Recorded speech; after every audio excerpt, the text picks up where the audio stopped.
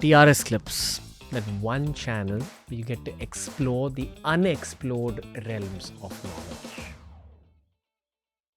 एक समय ऐसा आया था, ये किस्सा किसी ने बताया नहीं है, मराठों ने औरंगजेब को कैप्चर किया था।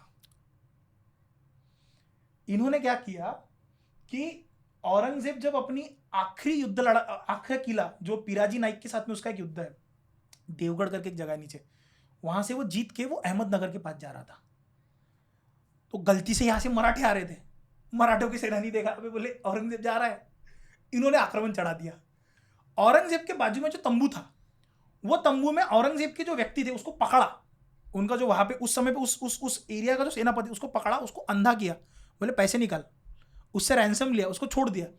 फिर बोले ये तंबू में औरंगजेब है, बोले वैसे भी वो बूढ़ा हो चुका है, वैसे भी बूढ़ा हो चुका है, उसको मार के करेंगे क्या, एक काम करेंगे, जहां जहां इसकी छावनी दिखेंगी वहां पे पैसों का सप्लाई आएगा, इसको लूटेंगे। मुर्गी की तरह उसको जिंदा रखा था मराठों ने। Wow. वो चाहते तो दूसरे दिन मारते उसको। सो मराठास बिकम सो स्ट्रांग।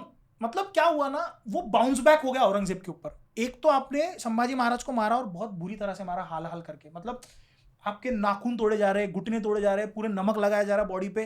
ये मराठों के दिमाग में बहुत गंदा घुमा था, जो बहुत लॉयल थे, हम तो मार के रहेंगे औरंगजेब को और यही कब्र खोदेंगे। और जिस समय औरंगजेब हाथ में भी आया तो उसे जिंदा रखा कि देख हम तेरे को कैसे लूटेंगे, पहली बार लूटेंगे, दूसरी बार लूटेंगे, तीसरी बार भी लूटेंगे। और मराठे क्या करते थे, मराठों को पता था कि औरंगजेब भले किला जीत जाएगा, लेकिन वो किले को अपने पास में टिका के नहीं रख सकता। क्यों? क्योंकि सह्याद्री के लोकल लोग हम है ना, हमें पता है सह्याद्री चढ़ते कैसे है। जैसे कोई हिमालय में जाता है तो वहां पे जो शेरपास जो होते हैं वो कितने स्पीड में चढ़ जाते हैं बिना ऑक्सीजन मास्क के, क्योंकि वो वहां के वो एक्वेंट हो चुके। हम लोग, हमें पता है हमें क्या करना है। मराठास क्या करते थे, 6 महीने तक किला लड़ा देते, 6 महीने तक किला लड़ा देते, खुद ही दे देते थे, जी ले जा भाई, ले जा भाई, तू ही ले जा। कब देना है? जून में देना है। क्यों देना है? जुलाई में बारिश शुरू होगी।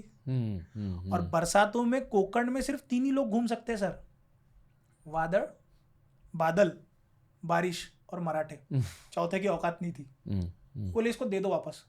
जुलाई आया, चढ़ाई करो, वापस ले लो किला।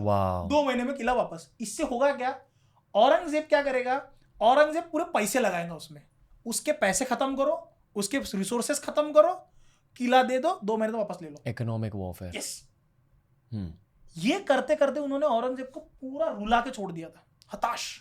मैं ये भी सोच रहा हूँ कि उनकी एज 65, 70, 80 जब वो आया और 20-25 साल यहाँ बिताए। 81 to 707। एक शब्द है सिनाइल, मतलब यानी कि जब कोई बहुत बूढ़ा हो जाता है ना, उनका दिमाग उतने स्पीड के साथ काम नहीं करता, तो कहते हैं कि यार शायद सिनाइल हो गए। औरंगजेब का ना एक एडवांटेज आपको देखना पड़ेगा, औरंगजेब को नाच गाना और मौज मस्ती शराब का शौक नहीं है। ओके, फोकस्ड है वो बहुत ज्यादा। तो आपको लगता है कि even in his end of his life वो शार्प थे, मेंटली शार्प थे? जिस व्यक्ति को ये पता है कि नौटंकी कहाँ करनी है और किस तरह से करनी है, मतलब वो क्या करता था, ऐसे जाके बैठता था, नाम ले रहा हूँ मैं, खुदा का नाम ले रहा हूँ दिखाने के लिए, और कोई सडनली उसके सामने से, क्यों मुझे परेशान करते हो, लेने दो मुझे नाम, मुझे भारत जीतना है, मुझे हिंदुस्तान जीतना है, तो मुझे ताकत चाहिए, ये सारे डायलॉग को बोलता था।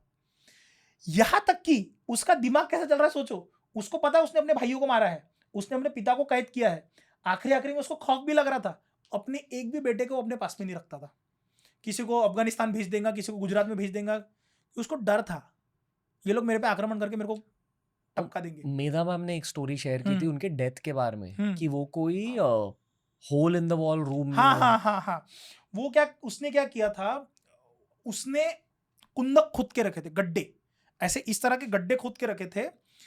ऐसा कहता है कि औरंगजेब के लास्ट डेज में मनुची लिख के रखता है, मनुची वॉज एन इटालियन ट्रैवलर जो उसके साथ में रहता था, वो कहता है कि औरंगजेब आखिरी में इतना अकेले रहता था खौफ के मारे कि भाई कई दिनों तक वो किसी को क्लीन करने के लिए अंदर भी नहीं आने देता था। तो लिटरली स्मेल आती थी बहुत गंदी, क्योंकि वो अगर कुछ खा रहा है, जानवर मार के वहां पे जब पकाया जा रहा है, फिर उसे वो फेंक रहा है, वो बहुत दिनों तक वही पड़ा रहता था। तो औरंगजेब अपने पास में भी आखिरी के दिनों में किसी को आने नहीं दे रहा था, क्योंकि उसको डर था कि उसे पता है ना मेरे में ताकत नहीं बची उतनी, तो मुझे कोई मार देगा, जैसे मैंने अपने बाप को मारा है।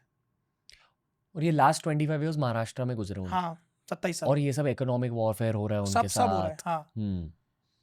मराठे उसको जीने नहीं दे रहे। वो सोच रहा है मैं आज ये किला जीतूंगा, हारा, वो किला जीतूंगा, हारा। रामसेज का किला 7 साल तक वो लड़ती ही रहा, जीत ही नहीं पाया। मैं तो कहता हूँ कुत्ते की मौत मरा, बहुत बुरी तरह से मरा, बहुत गंदी तरीके से मरा।